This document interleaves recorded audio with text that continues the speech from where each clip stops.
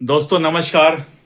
दोस्तों आज मैं आपको स्टार्टिंग में एक वीडियो दिखा रहा हूं। ये वीडियो को देखिए और उसके बाद हम लोग बात करेंगे इसी आदमी के बारे में। कायर गृह मंत्री, हमें तो शर्म आती है ये सोचकर कि वो अपने आप को लौह पुरुष से तुलना करता है। कहां सरदार पटेल, कहां ये बौना अमित शाह।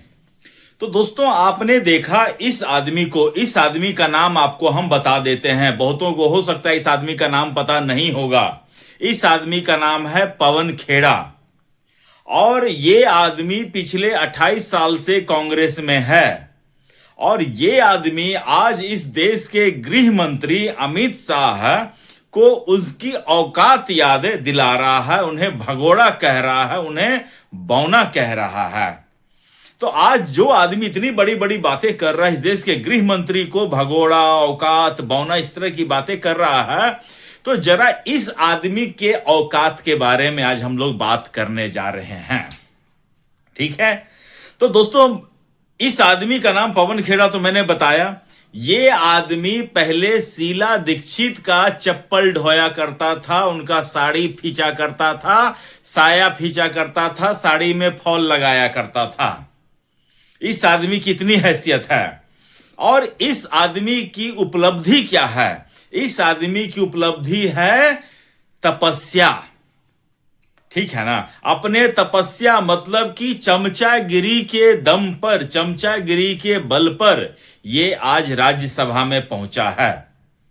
ठीक है ना, और इसकी औकात, ये दूसरे की औकात बता रहे हैं ना, इसकी औकात मैं बताता हूं। इसकी जो मालकिन है सोनिया गांधी, उससे जब पत्रकार ने पूछा, किसी सवाल का जवाब उनसे मांगा, तो सोनिया गांधी इस आदमी को नाम से नहीं जानती है। ये इस आदमी को कहती है कि वो सफेद दाढ़ी वाला, सफेद बालों वाला कहां है, वो सवालों का जवाब देगा। पवन खेड़ा, ये तुम्हारी हैसियत है और ये तुम्हारा चरित्र चित्रण, तुम्हारी मालकिन तुम्हारा चरित्र चित्रण करके रख दी, तुमको नंगा करके रख दी। और तुम बेशरम, बेहया, बेलज आदमी, तुम अमित शाह के बारे में बात करते हो। अमित शाह क्या चीज है तुमको मालूम है? तुम जो है कायर कह रहे हो, बौना कह रहे हो, अमित शाह का कद कितना बड़ा है। तुम उनके पैर के नाखून के बराबर नहीं हो पवन खेड़ा। तो तुम तो कम से कम मत ही बोलो कि अमित शाह की औकात क्या है। अमित शाह की औकात इसी से समझ लो ना, कि तुम मान लेते हैं अमित शाह की कोई औकात नहीं है, वो इस देश के गृह मंत्री हैं, ये है उनकी औकात। समझ गए ना? और तुम्हारी मालकिन और तुम्हारा जो मालिक है ना राहुल गांधी, ठीक है ना, उसको 99 चुनाव में हराया है अमित शाह। ये अमित शाह की औकात है। और तुम्हारी औकात मैं बताऊं, अभी 2 महीना पहले अप्रैल महीना में असम में चुनाव था। ये आदमी पवन खेड़ा जो है, असम के मुख्यमंत्री, उनकी वाइफ को लेकर एलिगेशंस लगाता है और प्रेस कॉन्फ्रेंस करता है।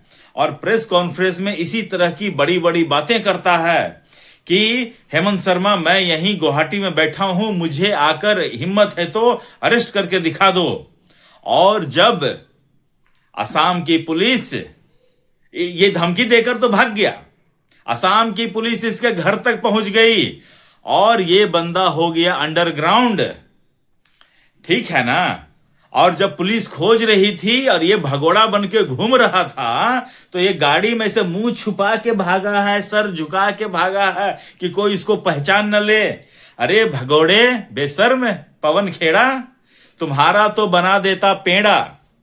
असम के मुख्यमंत्री हेमंत बिस्व शर्मा ही तुम्हारा पेड़ा बना देता। लेकिन इस देश में कोर्ट है, सुप्रीम कोर्ट है, उनकी मर्यादा है, इसीलिए तुम बच गए। नहीं तो तुम्हारा पेड़ा तो ऐसा बनता ना कि तुम्हारा सफेद दाढ़ी और तुम्हारी मालकिन सब एक मिल जाता है। तो दोस्तों मुझे इस पूरे एपिसोड पर एक चीज कहना है कि ये राहुल गांधी हो या अरविंद केजरीवाल हो, एक बहुत खतरनाक ट्रेंड स्टार्ट कर दिया है इस देश की पॉलिटिक्स में कि नेता एक दूसरे को, आप देख लीजिए अटल बिहारी वाजपेयी, नरसिम्हा राव, एक दूसरे के विरोधी थे, लेकिन एक दूसरे को बात करते समय शब्दों की मर्यादा का ख्याल रखते थे। राइट? आप नीतीश कुमार ले लीजिए, नरेंद्र मोदी को देख लीजिए, आज तक कभी किसी नेता के बारे में तू तड़ाक करके नहीं बोले हैं। लेकिन अब देखिए अरविंद केजरीवाल ने यह सिलसिला स्टार्ट किया है, हर एक किसी को तू तड़ाक कर देना। अब उन्हीं के कदमों पर, अरविंद केजरीवाल के कदमों पर ही ये जर्सी पुत्र, इटालियन पुत्र राहुल गांधी भी उसी रास्ते पर चल रहा है। वो तो एक कदम आगे ही निकला। राहुल गांधी तो कम से कम अपनी पार्टी में ही किसी को इज्जत नहीं देता है। वो तो यहां तक मैं सुना हूं कि जब वो बचपन में था तब अपने बाप को ही मां बहन की गालियां देता था, अपने बाप को, अपनी माता जी को मां बहन की गालियां देता है राहुल गांधी। तो दूसरे की वो क्या रिस्पेक्ट करेगा, इज्जत करेगा। लेकिन उसने जो परिपाटी शुरू की, परंपरा शुरू की, उसी परंपरा को पवन खेड़ा कैरी फॉरवर्ड कर रहे हैं। क्योंकि पवन खेड़ा को लग रहा है कि मैं चाहे जितनी ही तपस्या कर लूं, लेकिन मालिक के नजरों में अपना नंबर बढ़ाने का वो इसे एक उपाय मान रहा है। वो सोच रहा है कि हम इस देश के, अमित शाह और नरेंद्र मोदी इस देश के राजनीति के अभी टॉप 2 हैं भैया, कोई माने या ना माने, टॉप 2 है। नंबर 1 मोदी, नंबर 2 अमित शाह, उसके बाद ही कोई स्टार्ट होता है। तो ये सभी लोग ये सोच रहे हैं कि अमित शाह और नरेंद्र मोदी को तू तड़ाक करेंगे तो उनके जो समर्थक है वो सोचेंगे बाप रे बाप कितना हिम्मत वाला आदमी है, अमित शाह को तू तड़ाक कर दे रहा है। लेकिन मैं कभी कभी मैं इसका उल्टा भी रिजल्ट हो सकता है। कोई तो होगा कांग्रेस में, ऐसा थोड़ी कि कांग्रेस में सारे के सारे पप्पू ही हैं। अगर पवन खेड़ा को यह लग रहा है, राहुल गांधी को यह लग रहा है, या फिर अरविंद केजरीवाल को यह लग रहा है कि वो तू तड़ा किसी को गाली गलम करके चला जाएगा और उसके वोटर्स इस चीज को नोटिस नहीं करेंगे, तो ये लोग गलतफहमी में जी रहे हैं। और इसी गलतफहमी के कारण राहुल गांधी 99 चुनाव हारा है और कोई कारण नहीं है।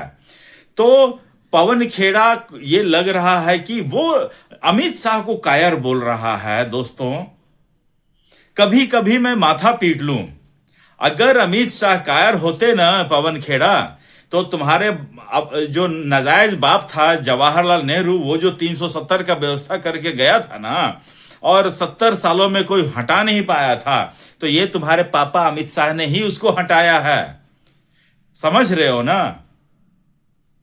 तुम्हारे नाजायज बाप, दूसरा बाप राजीव गांधी साहबानों के केस में सुप्रीम कोर्ट का फैसला पलटा था, और यहां अमित शाह ने ट्रिपल तलाक पर कानून ही बना दिया, उसको अवैध घोषित कर दिया। तुम घंटी डुलाते रह जाना, ठीक है ना? राम मंदिर, अमित शाह राम मंदिर बनवा दिए हैं, यह कायर का काम है। भारत को नक्सल मुक्त कर देना, यह कायर का काम है। अरे पवन खेड़ा, तुम कायर बोलते हो, तुम, मुझे लगता है कि तुम आईना देख लिए थे क्या? तुम अपने बारे में बोल रहे थे क्या? कायर थे तो गाड़ी में मुंह छुपाकर क्यों भागे थे? तुम्हारा मालिक मुंह छुपा के विदेश में क्यों भागता है? तुम्हारी मालकिन विदेश में जाकर इलाज क्यों करवाती है? कायर बोलते हो। दोस्तों, इस पवन खेड़ा आज तक अपने जीवन में इसका कोई पर्सनल उपलब्धि नहीं है। ये सिर्फ और सिर्फ पहले शीला दीक्षित, संदीप दीक्षित का चमचागिरी कर करके ये राजनीति में घुसा है। अब ये राहुल गांधी और सोनिया गांधी के प्रति तपस्या करके राज्यसभा पाया है। ये तो शुक्र करे ये कि अभिषेक मनु सिंघवी ने इसको हेमंत बिस्व शर्मा वाले केस में इसको बचा लिया, नहीं तो ये इसका तो पेड़ा बन गया होता अब तक, और ये जेल में ही रहता। लेकिन खैर कोई बात नहीं, बकरे की अम्मा कब तक खैर मनाएगी। पवन खेड़ा, जिस तरह से तुम्हारा ग्रह नक्षत्र खराब चल रहे हैं, मुझे लग रहा है कि तुम बहुत जल्द, तुम राज्यसभा हो तो क्या हो, राज्यसभा के लोग जेल नहीं जाते हैं क्या? जेल जाते हैं, ठीक है ना? और जब तुम जेल जाओगे ना तो देखना फिर तुम्हारी कैसी व्यवस्था होती है। सारी तुम्हारी हेकड़ी निकाल दी जाएगी। जितना तुम शेर बन के घूम रहे हो ना, सारी तुम्हारी हेकड़ी निकाली जाएगी। बस समय का इंतजार करो। तुमको क्या लगता है कि अमित शाह को तुम तू तड़ा कर दोगे, भगोड़ा बौना बोल दोगे तो तुम्हारी मतलब कि इस देश में बन जाएगी तुम्हारी इमेज। अरे पवन खेरा, तुम भगोड़ा हो, कायर हो, बौना हो तुम, ठीक है ना। अमित शाह के कद के आगे अभी बहुत बौना हो। खैर दोस्तों, मुझे आज के लिए इतना ही अपडेट देना था। आप लोग कमेंट करके बताइए कि इस पवन खेड़ा की हैसियत क्या है, उसकी औकात क्या है, कमेंट करके बताइए। और अपना ख्याल रखिए, स्वस्थ रहिए, मस्त रहिए। तब तक के लिए नमस्कार, जय हिंद, वंदे मातरम, जय श्री राम।